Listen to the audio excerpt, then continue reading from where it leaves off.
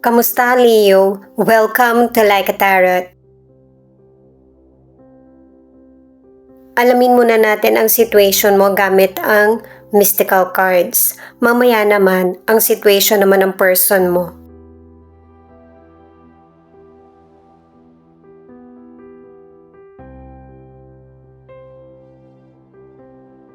Itong card mo pinapakita na may mga situation na dumarating sa'yo na tingin mo imposible ng maging solusyon sa mga pinagdaraanan mo. Magtiwala ka pa rin na merong miracle at blessing na darating sa'yo na kahit hindi ka masaya sa sitwasyon mo ngayon. Asahan mo na maraming pagbabago mangyayari sa buhay mo. May good news na darating sa'yo sa mga susunod na araw or buwan. Huwag mawalan ng pag-asa.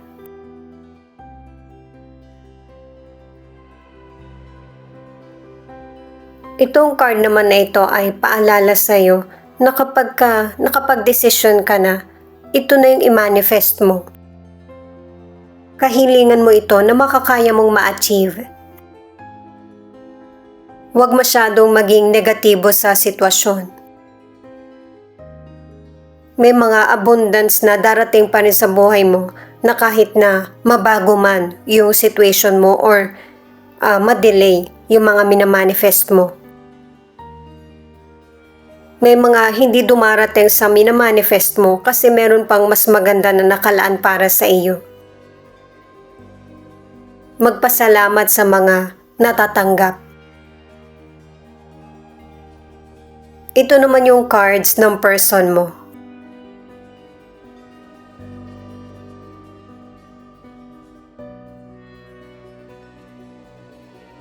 Posibleng person mo ito, family member, kakilala or kaibigan na masakit magsalita.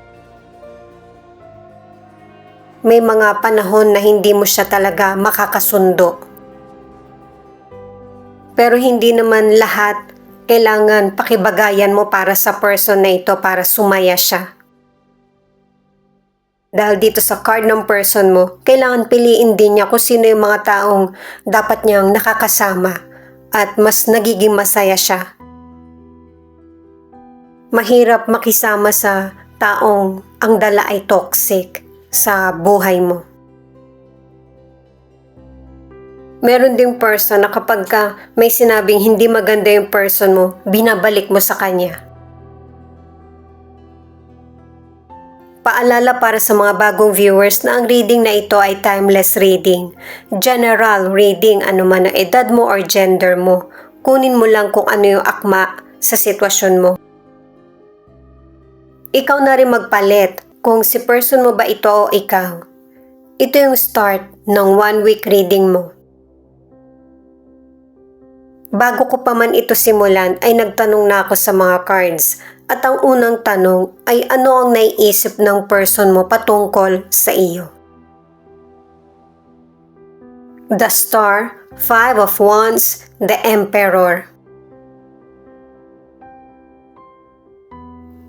Sa cards na ito ipinapakita na sa unang kita pa lang ng person mo sa iyo, ikaw na yung kasagutan sa mga tanong niya.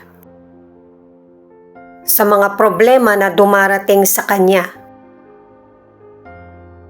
Kaya lang, may ilang Leo na hindi pabor ang family mo or ibang person sa karelasyon mo or nagugustuhan.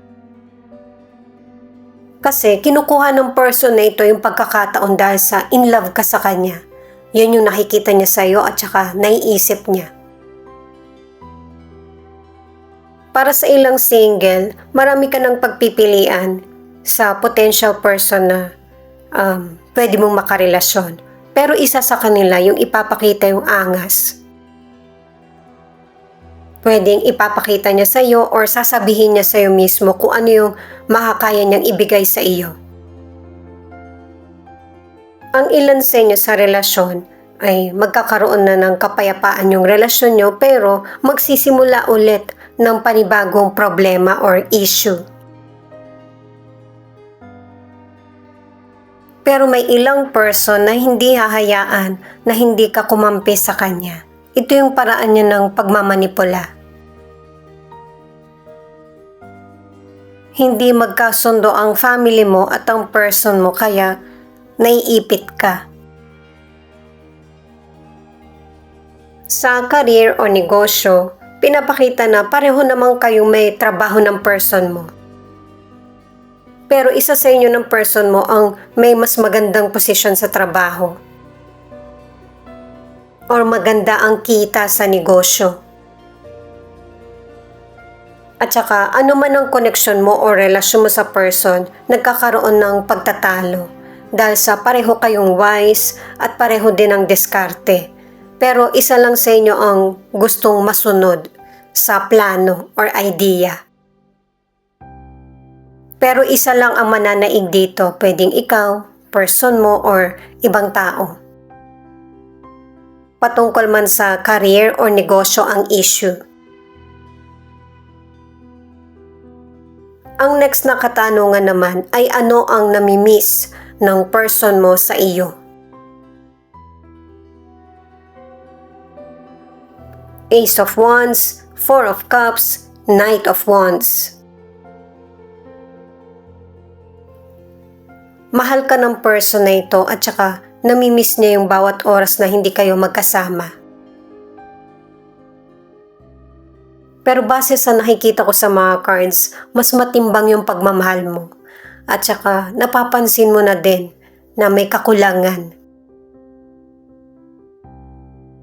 Kasi marami ka nang nag-give. Yung isa, take lang ng take. Para sa ilang single, merong potential person na paprangkahin ka talaga na ikaw yung gusto niya. Pero dahil sa wala kang feelings sa kanya, hindi mo to masyadong bibigyan ng pansin. At ang ilan sa inyo, kung kailan nagpapakitang gilas yung potential person, tsaka mo naman nalaman na may iba pa pala siyang napupusuan. Ang ilan sa inyo sa relasyon, maganda yung nagiging connection nyo sa relationship, lalo na sa mga umpisa na naging couple kayo. Kaya lang unti-unti nakikita mo na itong person ay moody. May mga panahon na hindi mo siya maintindihan. At ang advice ng cards na ito ay mag-step back ka. Kilalanin mong maigi yung person na karelasyon mo. Pinapaalalahanan ka ng mga cards na huwag ka masyadong pabulag sa pagmamahal mo.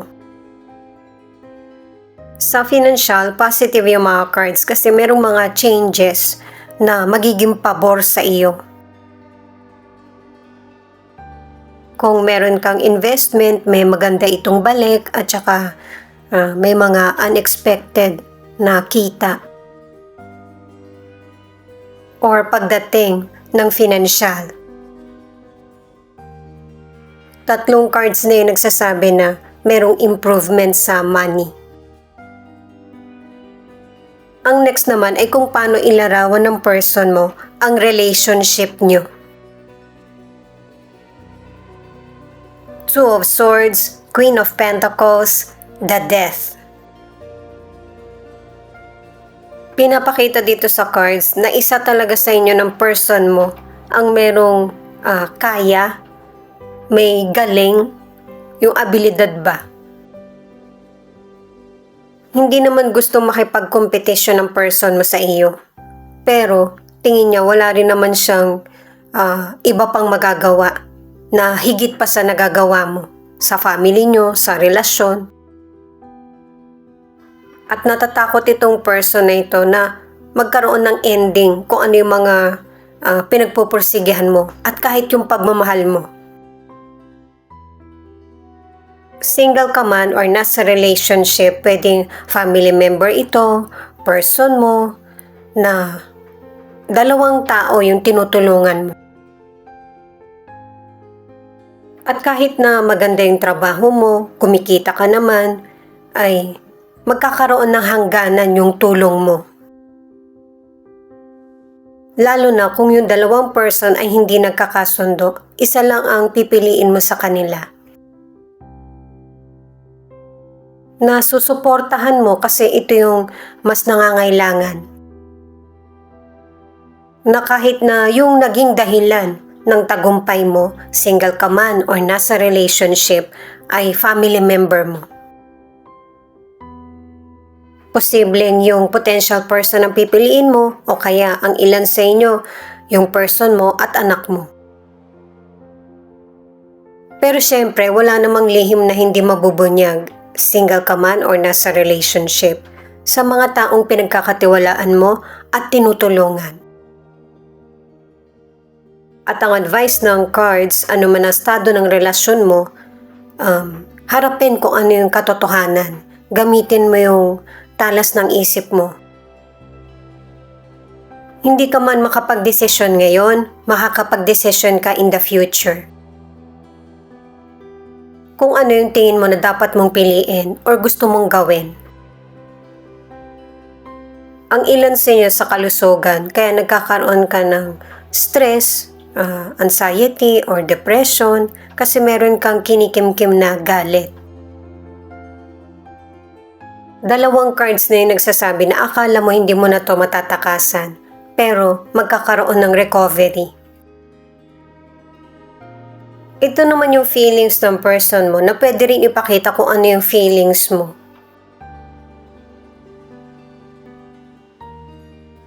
Tinapos mo man ang relasyon or kaya nagsasama pa rin kayo ng person mo, magkakaroon ng bagong simula sa inyo. Susubukan nyo muli na mag-improve ang buhay kahit magkasama or hindi na. Meron na kayong bagong tatahakin na direksyon ng person mo na hindi na ilusyon, kundi totoong relasyon na ang haharapin nyo. Yung kayong dalawa yung magdedesisyon at wala nang mamamagitan. Kasi itong person mo, naiisip niya na merong hadlang sa relasyon nyo, kaya kakailangan ninyong bumukod or dumistansya sa tingin nyong nagpapahiwalay sa inyo. Mas pipiliin mo or pipiliin nyo ng person mo na maging mas committed sa relasyon. Kayong dalawa ang magdidesisyon dito.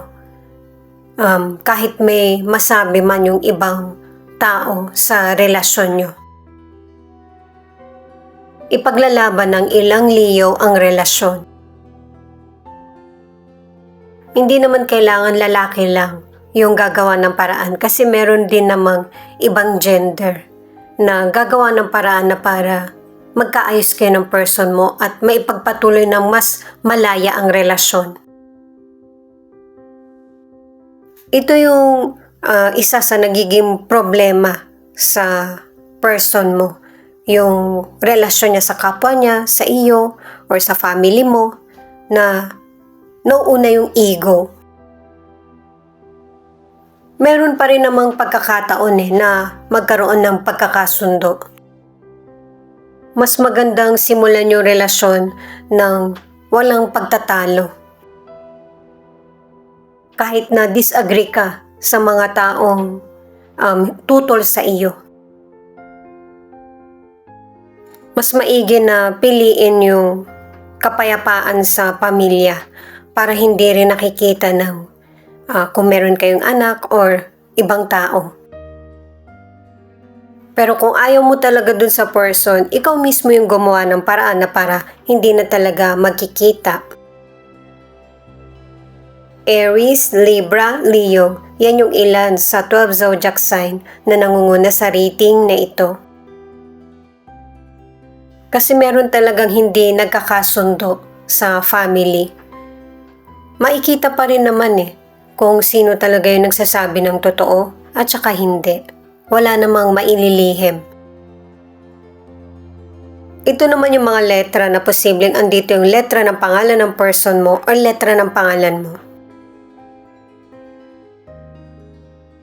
A, Q, W, R, L, V, P, U C E K S.